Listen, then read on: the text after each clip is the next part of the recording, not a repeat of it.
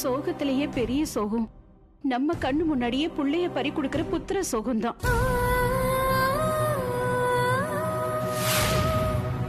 நீ ஒரு உயிரை மட்டும் காப்பாத்தலமா, எங்க குடும்பத்துல இருக்கிற எல்லாரோட உயிரையும் காப்பாத்தி இருக்க.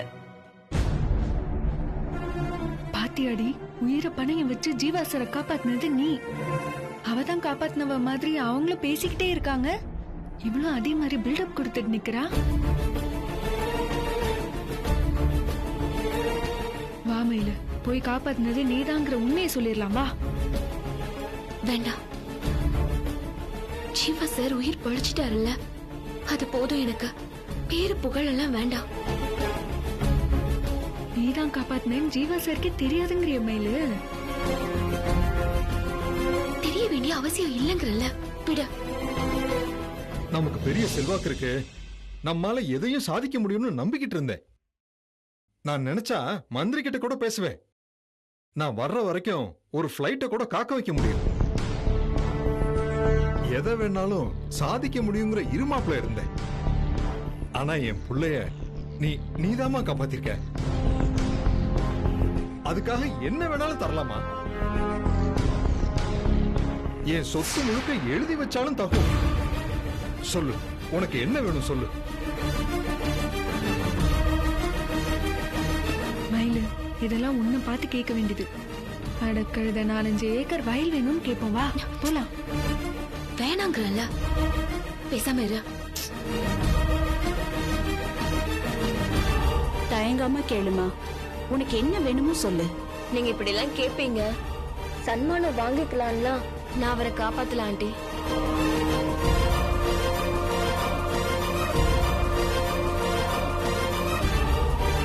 ஜீவா ஒரு பெரிய குடும்பத்து புள்ள, அவரை காப்பாத்துறது என் கடமைன்னு தோணுச்சு.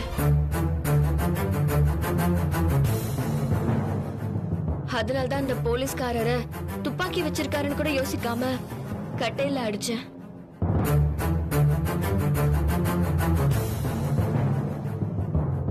அதுக்கு போய் விலை பேசி வாங்குறது தப்பில்ல ஆண்டி. நீ ஏமா அப்படி நினைக்கிற? எங்க குல வம்சத்தோட உயிரை காப்பாத்தினதுக்கு ஒரு காணிக்கையா நினைச்சுக்கோ. ஆமாமா, நீ கண்டிப்பா ஏதாவது கேட்டே ஆகணுமா? ப்ளீஸ் சொல்லுமா, என்ன வேணும்? வீடு வேணுமா, கார் வேணுமா, நீ என்ன வேணும்னாலும் சொல்லுமா. வேண்டாம் அங்கிள், விட்டுருங்க. ஏமா அப்படி சொல்ற? தயங்காத, உனக்கு என்ன வேணுமோ யோசிச்சு சொல்லு. இன்னைக்கு ஜீவா உயிரோட இருக்கான்னா அதுக்கு காரணமே நீதாமா.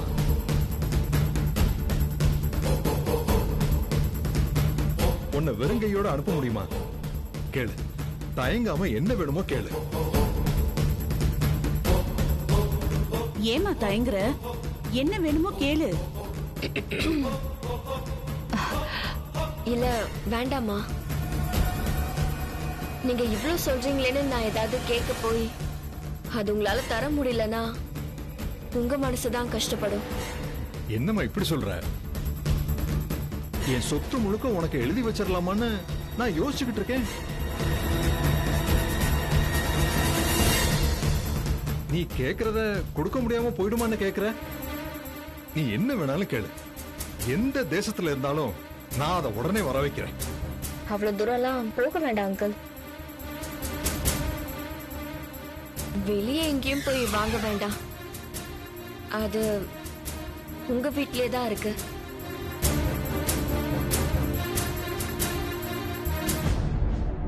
கொடுக்கறதுக்கு உங்களுக்கு மனசு வருமானதான் சந்தேகமா இருக்கு. இந்த ராஜசேகர் ஒண்ணு தரேன்னு சொல்லிட்டா அது வாக்கு இல்ல, அது வரம்.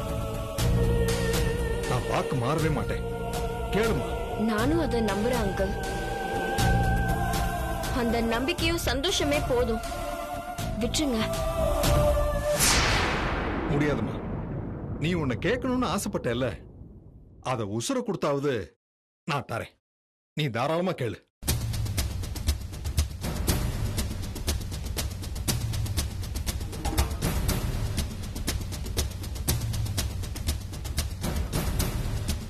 அப்போ எனக்கு சத்தியம் பண்ணி தருவீங்களா?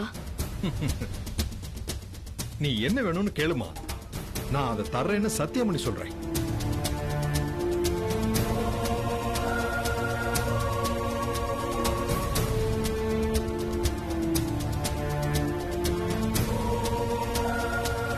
உங்க பையன் ஜீவாவை எனக்கு ரொம்ப பிடிக்கும்.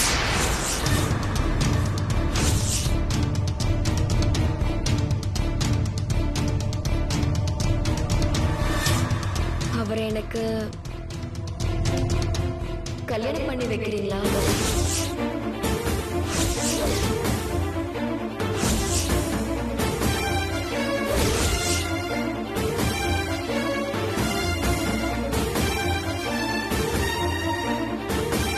நான் ரொம்ப நாளா ஜீவாவை காதலிக்கிறேன்.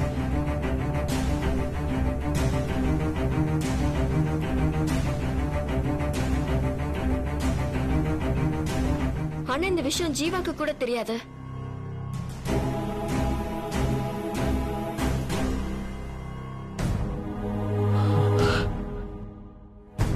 நீங்க கேட்க சொல்லி வற்புறுத்தினாலதான் கேட்டேன். ஜீவாவை விட இந்த உலகத்துல வேற எதுவுமே எனக்கு பெருசு இல்ல.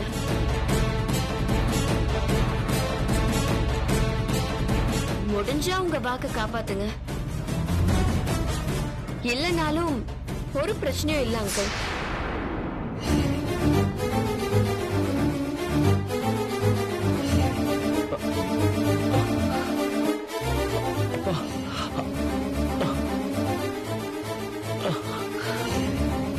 உங்களுக்கு இப்படி ஒரு தர்ம சங்கடத்தை கொடுத்ததுக்கு மன்னிச்சிருங்க அங்கிள்.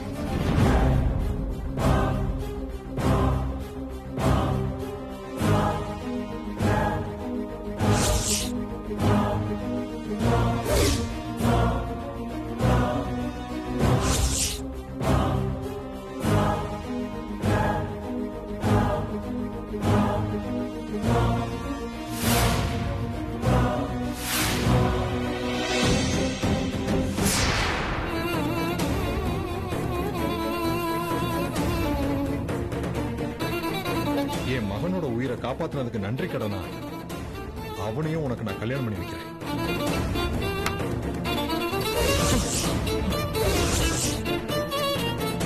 இது ராஜசேகரோட வாக்கு.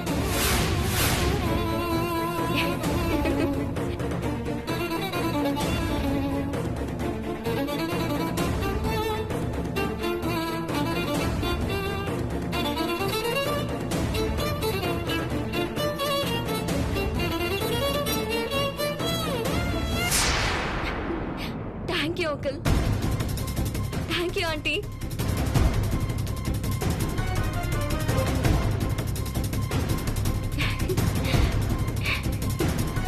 இப்படி ஒரு தைரியமான பொண்ணு எங்க வீட்டுக்கு மருமகளா வர்றது எங்களுக்கு சந்தோஷம் தாம்மா. இருந்தாலும் ஜீவாவோட விருப்பத்தை என்னன்னு கேட்டுட்டு வாக்கு கொடுத்துருக்கலாம். ஏன்னா வாழ போறது அவன் தானே.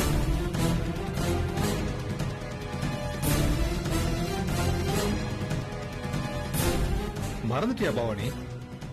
ஜீவா எனக்கு வாக்கு கொடுத்திருக்கான். நான் கையை கட்டி யார கல்யாணம் பண்ணிக்கன்னு சொல்றனோ அந்த பொண்ணையே கல்யாணம் பண்ணிக்கிறேன்னு சொல்லியிருக்கான். அவனும் பேச்சு மாற மாட்டான்.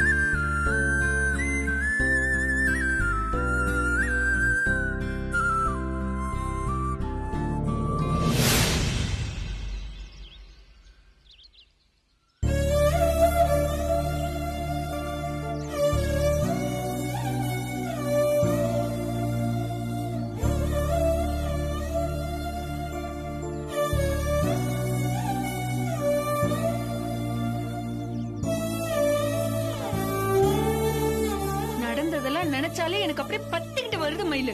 ஜீவா சாரை காப்பாத்தினது நீ, ஆனா அந்த மது நான் தான் ஜீவா சாரை காப்பாத்தினேன்னு வாய் கூசாம போய் சொல்றா. அந்த நாடகக்காரியில நல்லாவே இருக்க மாட்டான். என் வயிறு எரிஞ்சு சொல்றேன், அவன் நாசமா தான் போகணும். எல்லாரும் நல்லா இருக்கணும்னு தான் நம்ம நினைக்கிறோம் தேனு. இந்த மாதிரி எல்லாம் சாபம் கொடுக்க கூடாது. உன்ன மாதிரி தியாகம் உள்ளல எனக்கு இல்லம்மா. உன் இடத்துல மட்டும் நான் இருந்திருந்தேன், நேரா உள்ள போய் அவளை 4 அப்பு அப்பி இருப்பேன்.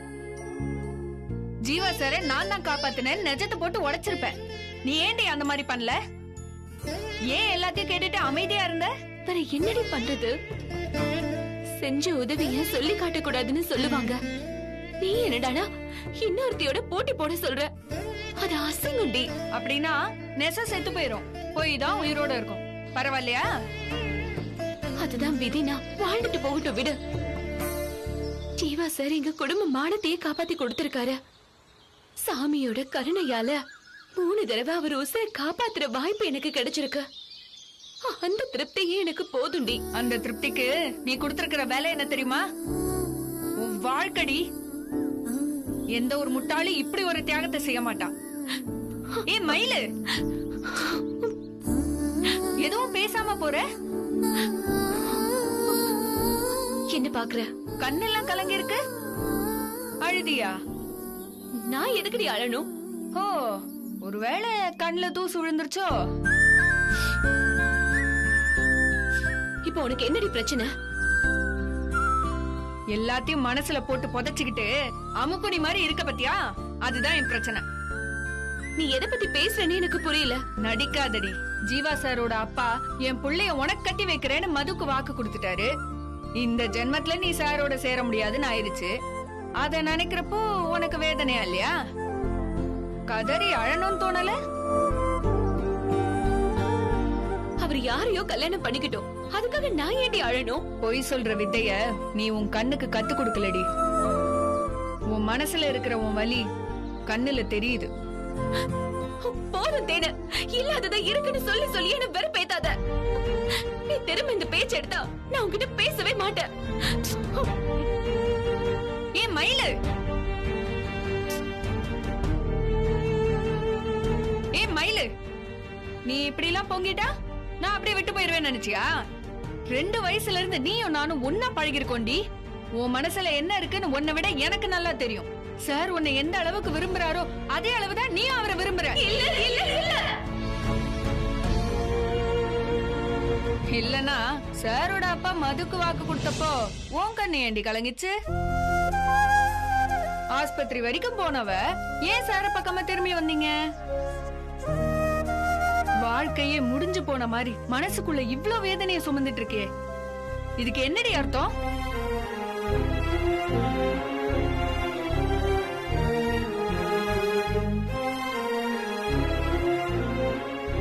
உன்னால பதில் பேச முடியாது, ஆனா எனக்கு எல்லாம் தெரியும்.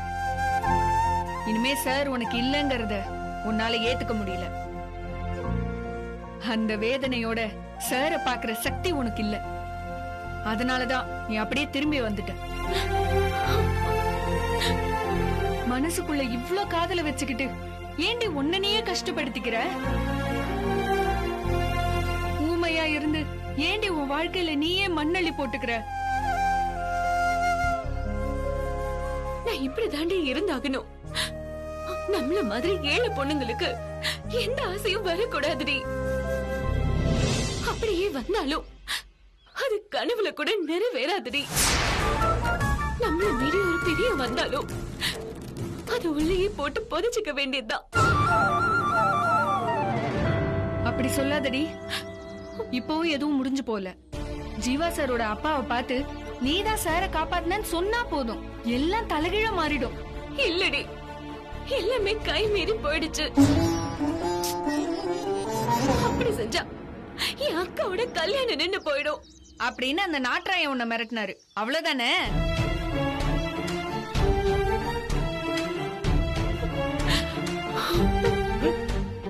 அந்த ஆள் சொல்றதெல்லாம் பெருசா எடுத்துக்காதரி. இப்பவே நம்ம ஆஸ்பத்திரி போய் பெரிய முதலாளிய பார்த்து எல்லா விஷயத்தையும் சொல்லிடலாம். இல்லடி, எங்க அக்கா கல்யாணத்துலதான் என் குடும்ப மானமே இருக்கு. அவங்க கல்யாணம் நடக்கலன்னா நாங்க அசிங்கப்பட்டு நிக்கிற மாதிரி ஆயிடும்.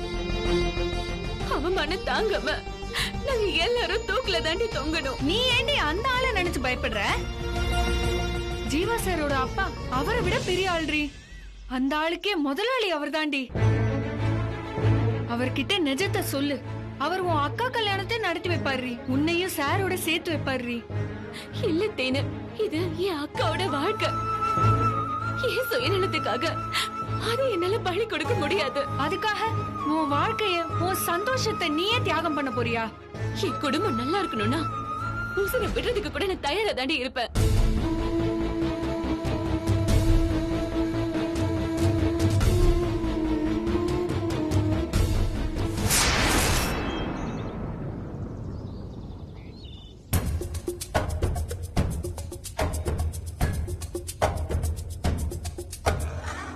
அப்பா அப்பா இருங்க, மது ஒரு நிமிஷம் வா. என்னக்கா?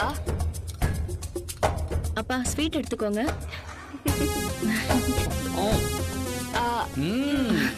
அற்புதமா இருக்கே. என்னம்மா விசேஷம்? திடீர்னு ஸ்வீட்லாம்? இல்லப்பா, மதுவும் நீங்களும் சேர்ந்து சாதிச்சிட்டீங்கப்பா. இப்பவே கல்யாணம் முடிஞ்ச மாதிரி அவ்வளவு சந்தோஷமா இருக்குப்பா. இந்த சந்தோஷத்தை கொண்டாடதான் இந்த ஸ்வீட். கண்ணு, அப்படியே ஒரேடியா சந்தோஷப்பட்டுறது என்ன? ஏன்னா நாம போக வேண்டிய தூரம் இன்னும் நிறைய இருக்குது. தெரியும்பா. ஆனா இவ்வளவு சீக்கிரம் மாமா கிட்ட கல்யாணத்துக்கு சம்மதம் வாங்கினது பெரிய விஷயம்ப்பா. என்னையே இன்னும் அவர் மருமகளா ஏத்துக்கல. இந்த நிலையில என் தங்கச்சி அவர் மருமகளா ஏத்துக்கிறது கனவுல கூட நடக்காத விஷயம்ப்பா. ஆனா அது இவ்ளோ ஈஸியா நடக்கும்னு நான் எதிர்பார்க்கவே இல்லப்பா. ஒரு விஷயத்த பிளான் பண்றது பெருசுலப்பா, அந்த பிளான பெர்ஃபெக்ட்டா செஞ்சு முடிக்கணும். இன்னைக்கு நம்ம நேரம் நல்லா இருந்திருக்கு போல இருக்கு. அதனாலதான் நம்ம நினைச்ச மாதிரி எல்லா விஷயமும் நடந்திருக்கு.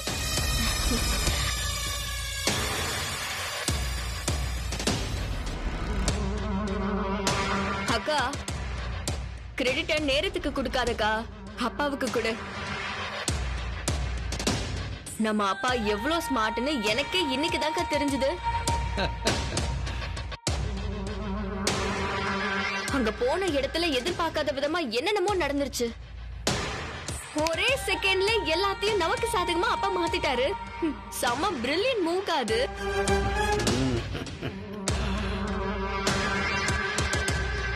சூழ்நிலைய தனக்கு சாதகமா மாத்திக்கிறது தான் ஜெயிக்கிறதுக்கு ஒரு ஃபார்முலான்னு அப்பா கிட்ட இருந்து தான் நான் கத்துக்கிட்டேன்.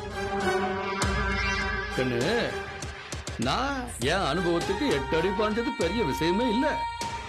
அதுல ஒண்ணு ஆச்சரியம் இல்ல. ஆனா இந்த சின்ன வயசுல நீ பாஞ்சா பாரு 16 அடி. அடாடாடாடா, அசந்துட்டேன் கண்ணு. அதை நினைச்சதான் எனக்கு பெருமையாவும் சந்தோஷமாவும் இருக்குது.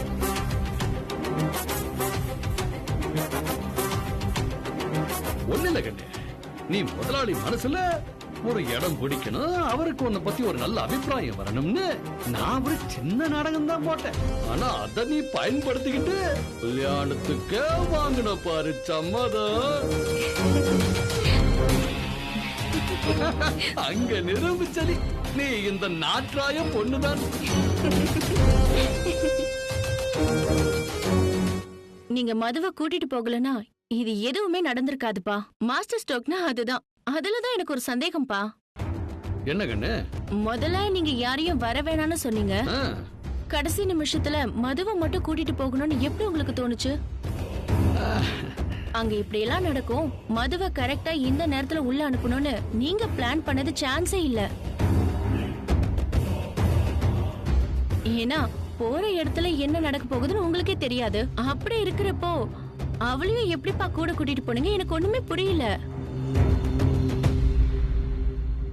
ஒண்ணுல கண்ணு, எல்லா விஷயத்தையும் நின்னு நிதானமா யோசிச்சே செஞ்சுக்கிட்டு இருந்தாலும் வை, அது எப்பவுமே நமக்கு கை கொடுக்காது. சில சமயம் நம்ம உள் மனசு என்ன சொல்லுதோ அத அப்படியே யோசிக்காம செஞ்சிருணும். இன்னைக்கு அப்படிதான். கிளம்பையில திடீர்னு மனசுக்குள்ள ஒரு எண்ணம், மதுவையும் கூட்டு போயிடலான்னு. அது அப்படியே செஞ்ச, அது நமக்கு ஜாதகமா தானே அமைஞ்சிருக்குது. உண்மைதான்ப்பா.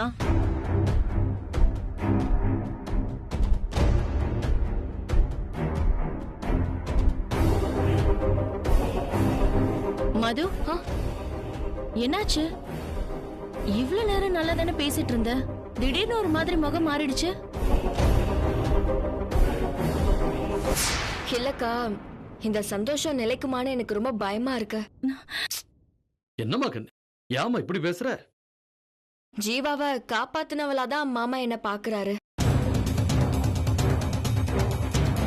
நான் உங்களோட பொண்ணுன்னு தெரிஞ்சா அவ்வளவுதான், அடுத்த நிமிஷமே இந்த கல்யாணம் வேண்டான்னு சொல்லிடுவாரு. அவரு அப்படி சொல்லிட்டாருன்னா அப்புறம் என்னப்பா பண்ண முடியும்? இல்ல மது, மாமா ஒரு வார்த்தை சொல்லிட்டாருன்னா அதை மீறவே மாட்டாரு. உயிரை கொடுத்தாவது அதை காப்பாத்தணும்னு அவர் துடிப்பாரு. நானே சில சமயத்துல அதை பாத்திருக்கேன். இந்த விஷயத்துல உனக்கு எந்த பயமும் வேண்டாம், நீ தைரியமா இரு.